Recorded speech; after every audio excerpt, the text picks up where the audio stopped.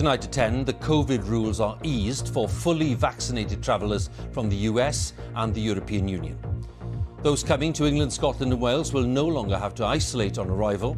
The news was greeted with relief by travellers.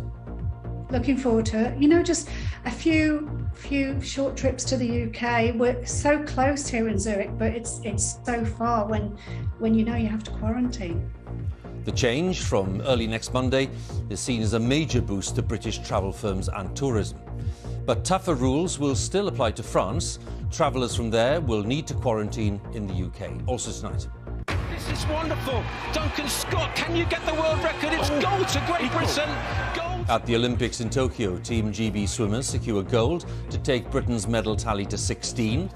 In dressage, Charlotte Dujardin won bronze to become the most decorated British female Olympian.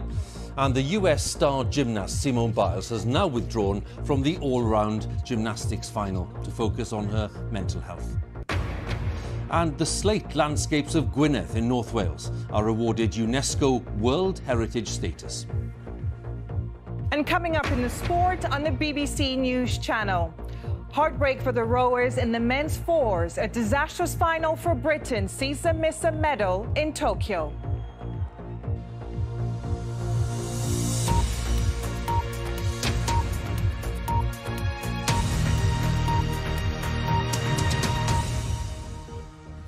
Good evening. There's to be a significant easing of the rules for travellers entering England, Wales and Scotland in a change that's being seen as a much-needed boost for business and for the travel industry. The new rules apply to people who've been fully vaccinated. They will no longer need to isolate when coming from a country on the amber list, except France, that is, which is currently amber plus. People will need to have been vaccinated in either the United States or the European Union. Currently, only people who received their jabs in the UK can avoid quarantine when arriving from those amber list countries. But travellers will still need a test before setting off for the UK and then another test 2 days after arrival. Northern Ireland has yet to decide whether to adopt the same approach. England's traffic light system for countries around the world, including France, will be reviewed at the end of next week. Our transport correspondent Caroline Davis has more details. Few come for the weather. The UK's international tourists have mostly kept away with quarantine rules, but perhaps after months, there's some sunshine behind the clouds. Here we are in the middle of Westminster. Kate Anderville has led tours for over 40 years, but her last was at the end of February 2020. I've had no work at all, in common with pretty much all my colleagues, especially the language guides from Europe. It's just collapsed. It's certainly a step in the right direction. I doubt whether it will make much difference now for this year. Pre-pandemic, 40% of the Goring's guests were American, but city hotels aren't the only businesses dependent on international visitors. Why is it necessary to have international travel, not just do things online?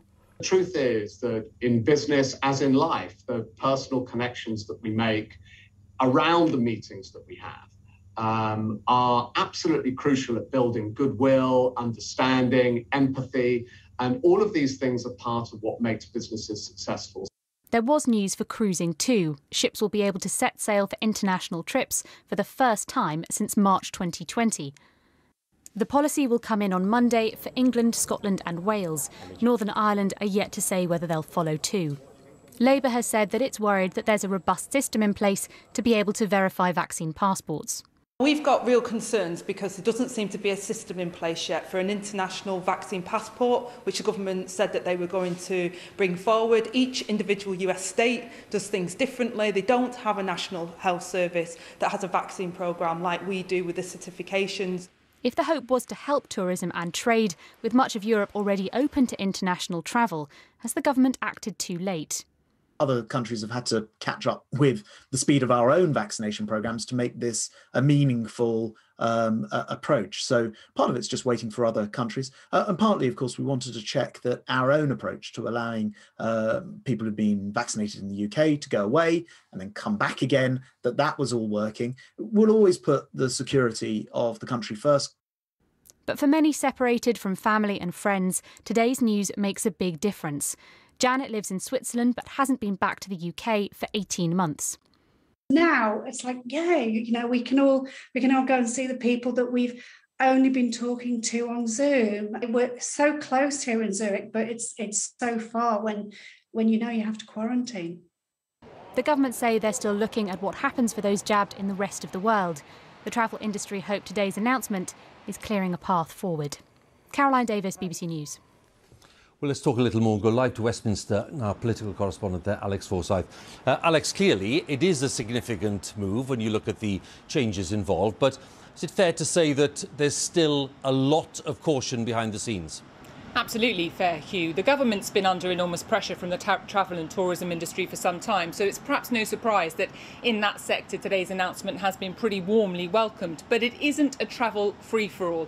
There are still restrictions on people coming from France, and while people in the US that have had both vaccinations can now travel to Great Britain without having to quarantine, it doesn't work the other way. Despite the government's efforts to get some sort of reciprocal arrangement in place, that hasn't happened, and the US borders remain largely closed to UK travellers. Now, Labour's saying that the government's approach to borders has been confused from the start. The Welsh Government has accepted this relaxation, but somewhat reluctantly, saying it does still come with public health risks. But the government's pressing on, saying they think it is safe and they think it is proportionate. And that is in large part because there is a growing sense in government that the success of the vaccine programme must bring some benefits, namely the reopening of the economy. This sense from government we've heard before that if not now, when? Now, of course, for many people that will cause concern. So you will repeatedly hear from ministers the word caution. Quietly, I think, though, there is a growing confidence about where things are headed, along with a great deal of hope. Alex, many thanks again. Alex Forsyth there for us with the latest at Westminster. Let's have a quick update on the official data. The number of daily coronavirus cases has risen for the first time in a week. The latest government figures show that there were just over 27,734 new cases in the latest 24-hour period, though that number is less than the same time last week. It means that on average there were 30,494 per day in the past week. 91 deaths were recorded in the past 24 hours, meaning that on average 71 deaths were recorded per day in the past week. The number of people in hospital with COVID continues to rise. There are now more than 6,000 for the first time since the 18th of March.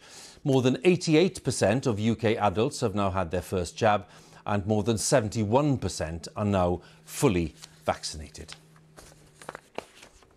So let's turn to today's news from the Olympic Games in Tokyo. There's been more gold medals for Great Britain. Team GB now has 5 gold, 6 silver and 5 bronze medals, with Tom Dean becoming the first male British swimmer to win more than 1 gold medal at the same Olympic Games in over a century. He helped Team GB to victory in the 4x200 metres freestyle relay. It was a remarkable swim. They were just 0.03 seconds off the world record. And in rowing, there was a silver medal for Britain in the men's quadruple sculls, where the team held off a late charge from Australia and Poland. From Tokyo, this report by our sports editor Dan Rowan does contain some flashing images. Gold medalists and Olympic champions, Great Britain. Rise and shine. They're the golden images Britain's been waking up to all week. This, the third triumph in as many days for Team GB's swimmers in Tokyo. James Guy could get a gold medal. After 2 individual golds, today it was a team effort in the men's 4x200 metre freestyle relay. Well, this is absolutely brilliant from Team Great Britain. They've swam a really good, solid relay. And we've had, right from the start, Tom Dean leading them off, then James Guy, Matt Richards, and this. By the final leg, the favourites were in control. Hundredths of a second. Can we win our 3rd gold medal of these games? And after 3 Olympic silvers to his name, Duncan Scott knew a first gold was now in reach. And this time, he was in no mood to finish second. Good line. This is wonderful. Duncan Scott, can you get the world record? It's gold to Great Britain. One of the greatest swims in British history. It was all too much for James Guy, another for whom this was a first gold. For Tom Dean, a second in 2 days. Can't thank these boys enough. From the bottom of my heart, they're, unreal. I train with this man every single day. You see how much it means to us.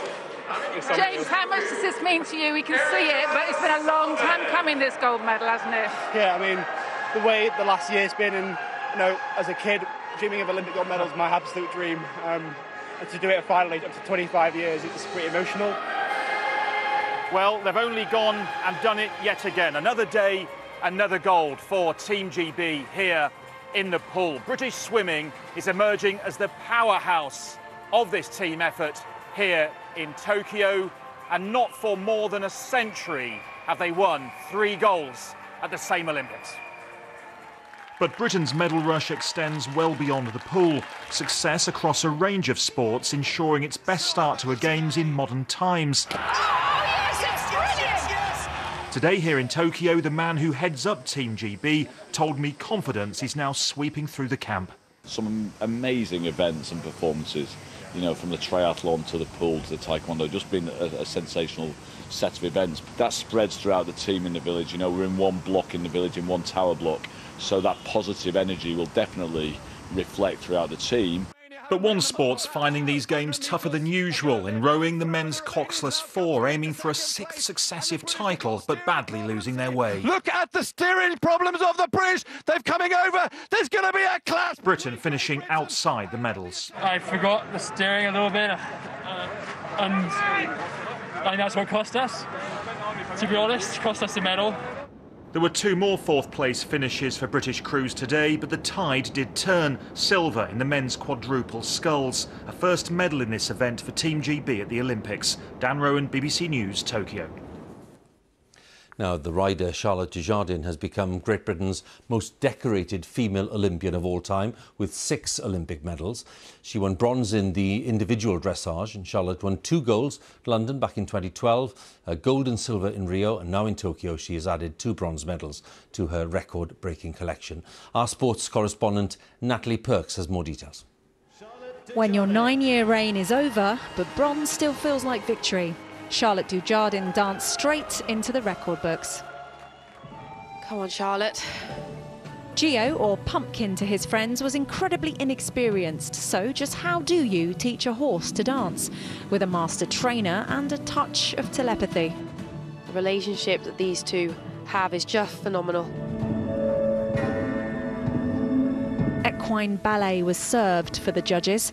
And the horse who was picked to respond best to the heat of Tokyo came to the boil at the perfect time. And their work in Tokyo is done. When the final rider made too many mistakes, the British team could celebrate bronze. Aficionados of dressage know Dujardin well. She's the most successful British rider in history. But every time the Olympics rolls around, the rest of Britain is reminded just how good the self-titled girl on the dancing horse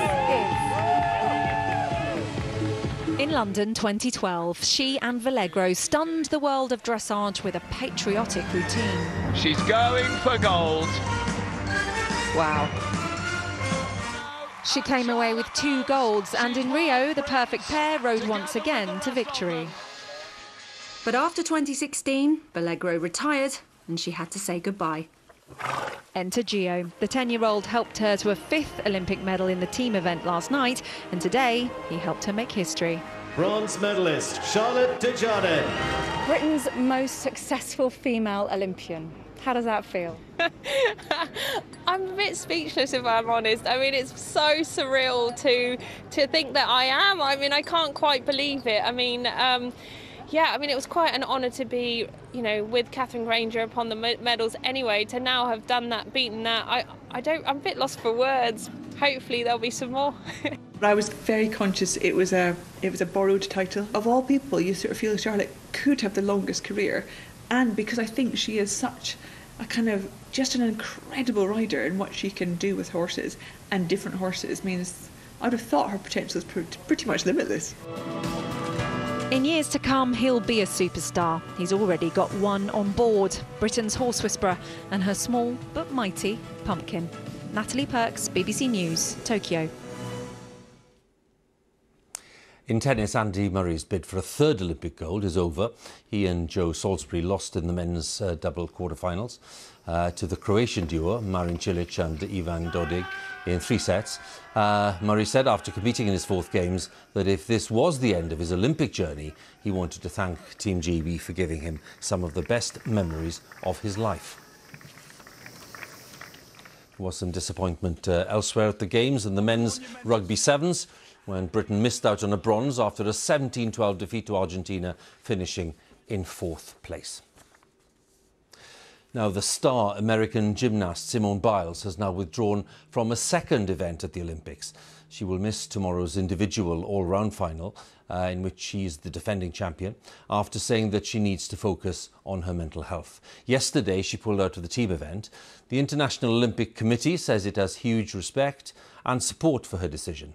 Our sports correspondent Laura Scott has the story. The smile says it all. She loves to perform.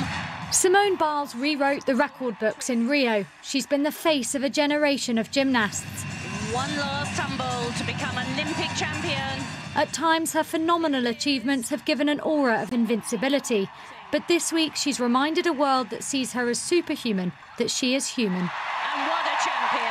I say put mental health first, because if you don't, then you're not going to enjoy your sport and you're not going to succeed as much as you want to. So it's okay sometimes to even sit out the big competitions to focus on yourself, because it shows how strong of a competitor and person that you really are. 30-time Olympic and World Championship medalist. Biles is already the most successful US gymnast of all time. Success in Tokyo seemed a given. But from the off, she looked off. She really bounced out then.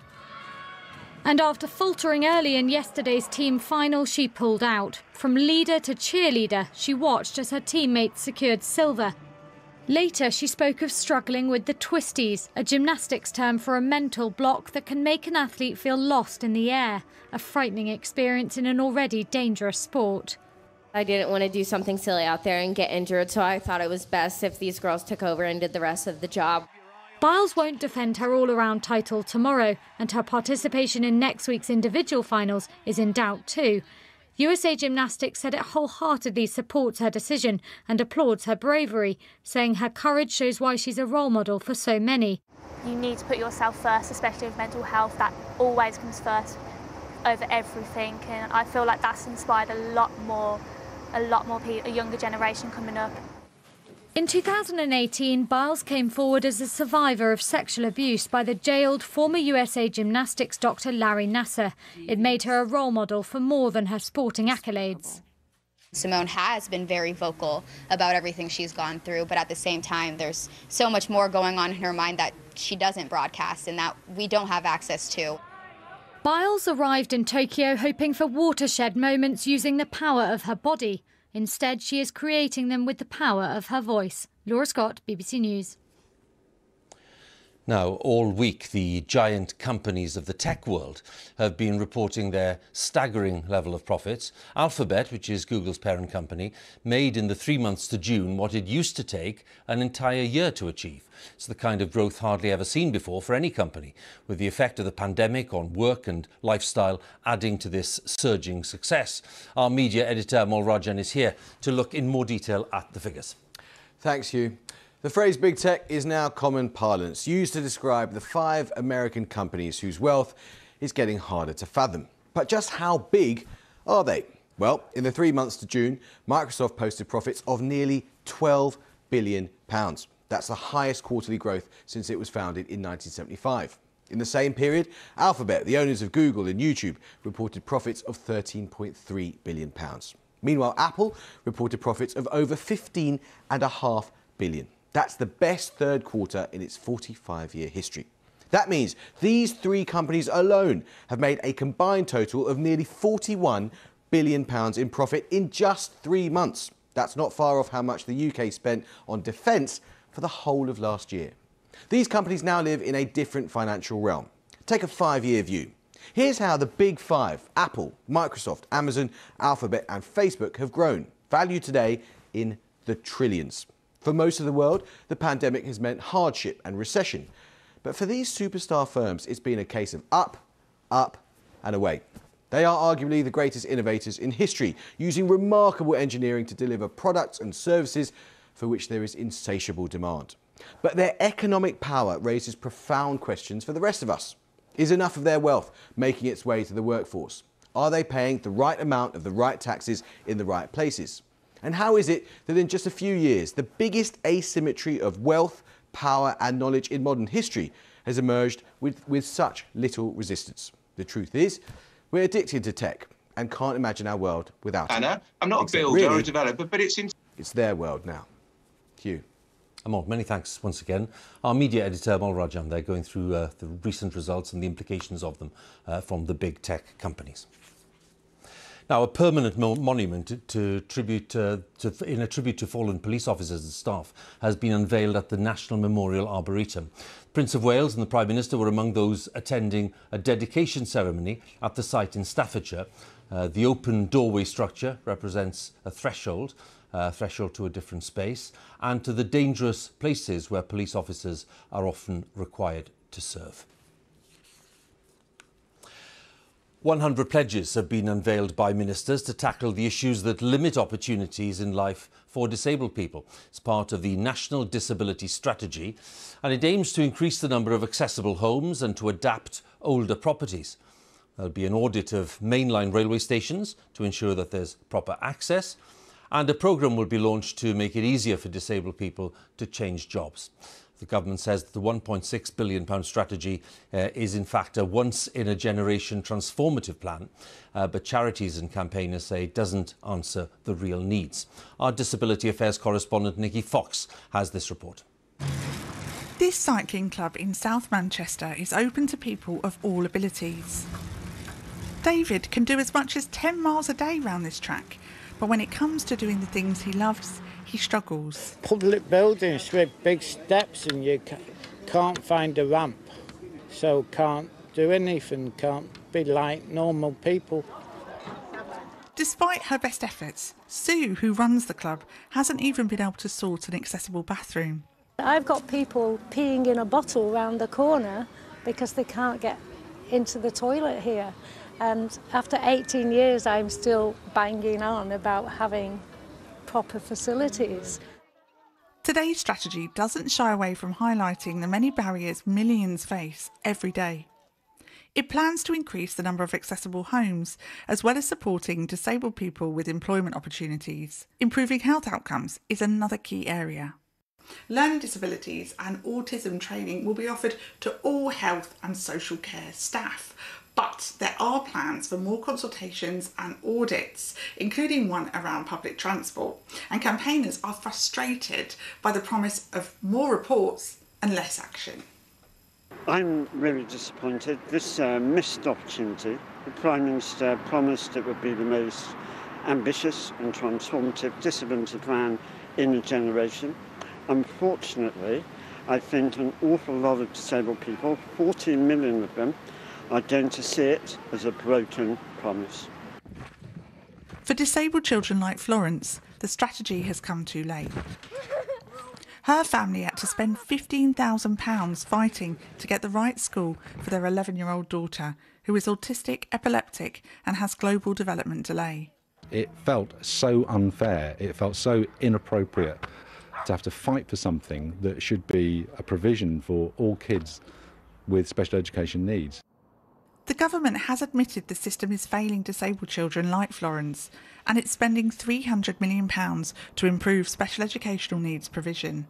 We have a ministerial champion in every department, so the Department for Education will be held to account. They will be part of that annual report, and they will have that ministerial champion who's making sure that policies across that department and delivery are actually happening.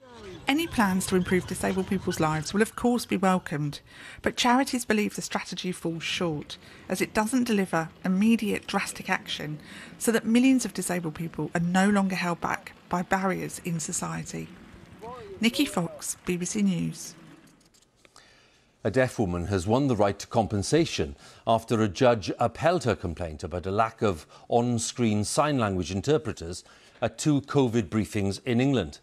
Katie Rowley took her case to the High Court, arguing that the UK government had breached its obligations to deaf audiences under equality legislation by not providing British Sign Language in the way that other nations did.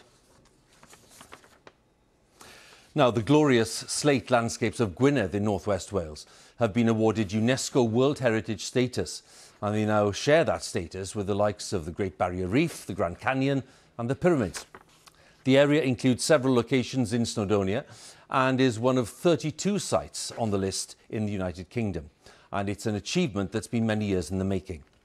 Our correspondent Thomas Morgan was there to see the announcement, and a warning, there is some flash photography coming up. Adopted.